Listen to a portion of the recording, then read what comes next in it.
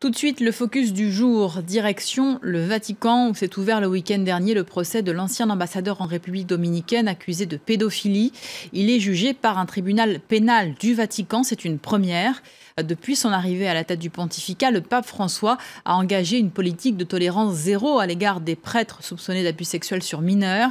Les sanctions pénales ont été renforcées, tout comme l'accompagnement des victimes.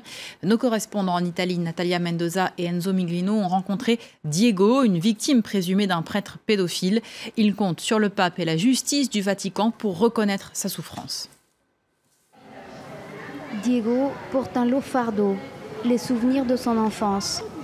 Il avait 12 ans quand il a rencontré le père Silverio Mura, l'enseignant de religion dans son école près de Naples, dans le sud de l'Italie. Une rencontre qui a bouleversé sa vie. Un jour, il m'a invité à venir chez lui. Il m'a demandé de m'asseoir près de lui. Après quelques minutes, il s'est approché et m'a donné un baiser avec la langue. Je suis resté choqué. Je me rappelle encore, c'était agressif. Un épisode qui marque le début d'une longue série d'abus qui se serait répétée pendant plus de 4 ans. Après ce baiser, les premiers rapports sexuels ont commencé. Il le présentait comme un jeu, il disait qu'il le faisait car il m'aimait bien. Et moi, j'étais sous son emprise. Il commandait et moi, j'étais son esclave. Pendant des années, rongé par la honte et la peur, Diego est incapable de se confier à quiconque. En 2010, il se décide enfin à parler et dénonce le prêtre auprès de l'évêque local. Regardez, ce sont les lettres que j'ai écrites au diocèse de Naples. Celle-ci est du 25 mai 2010. Et je leur dis, j'ai un besoin urgent d'être entendu. Car les motifs que je vous raconte sont gravissimes. J'espère que vous m'appellerez car mon cas est urgent. Je vous laisse ici mon numéro. Comme celle-ci, des dizaines de lettres et d'appels à l'aide sont restés sans réponse.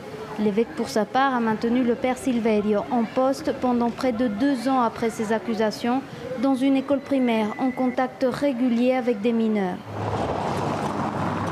Nous avons essayé de joindre les responsables du diocèse de Naples, mais ils se sont refusés à tout commentaire. Face à l'indifférence de l'église locale, Diego tente le tout pour le tout. Il écrit directement au pape François l'année dernière. Le pape François est la seule personne qui m'a donné du soutien, des explications. Car il a compris la gravité de ce qui m'est arrivé. Quelques jours plus tard, il reçoit cette réponse du pape qui ordonne l'ouverture d'une enquête ecclésiastique. Une victoire pour Diego qui a été enfin entendu il y a quelques semaines par des enquêteurs venus du Vatican. Mais surtout, un signe de la volonté du pape François. Car depuis son élection en mars 2013, il s'est engagé à lutter contre les abus sexuels sur mineurs commis par des prélats. Pour cela, il a créé au Vatican une commission d'une vingtaine d'experts venus du monde entier, mais aussi des anciennes victimes, sous la houlette de cet homme, le cardinal Sean O'Malley, l'archevêque de Boston, devenu aujourd'hui le bras droit du pape dans la bataille contre la pédophilie au sein de l'Église. Par le passé, l'Église a fourni des réponses inadaptées et a étouffé des affaires car il n'y avait pas une politique claire avec des procédures concrètes en cas d'abus. Et donc, les réponses ont été souvent improvisées en favorisant la réhabilitation du bourreau et pas le soutien des victimes. En suivant ces préconisations, le pape François a décidé de mettre les hauts prélats face à leurs responsabilités.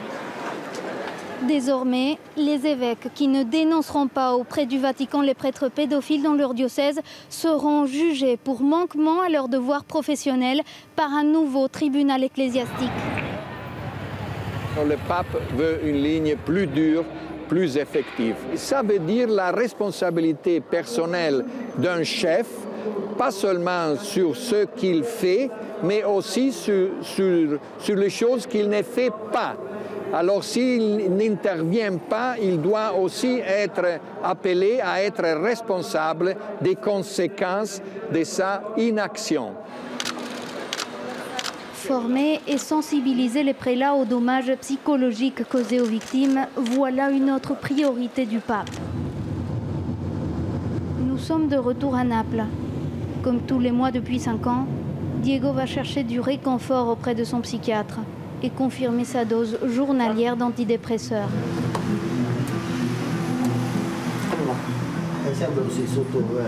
Près de 20 ans après les abus sexuels qu'il dit avoir subis, il essaye encore de comprendre. Docteur, comment m'expliquez-vous le fait que je sente encore de la terreur envers lui? Comment il a fait pour commander ma pensée comme il voulait? C'est la déstructuration de la personne. Face à la peur, nous perdons le contrôle de nos actions. Diego devra vraisemblablement suivre un traitement psychiatrique pour le reste de sa vie. Il a une blessure qui y restera pour toujours et qu'on a réussi à atténuer seulement en partie. Il traverse une situation mentale de douleur extrême et un dommage important au niveau cérébral. Une chose est sûre, pour Diego, comme pour tant d'autres victimes de pédophilie, la quête de justice reste le seul moyen pour aller de l'avant.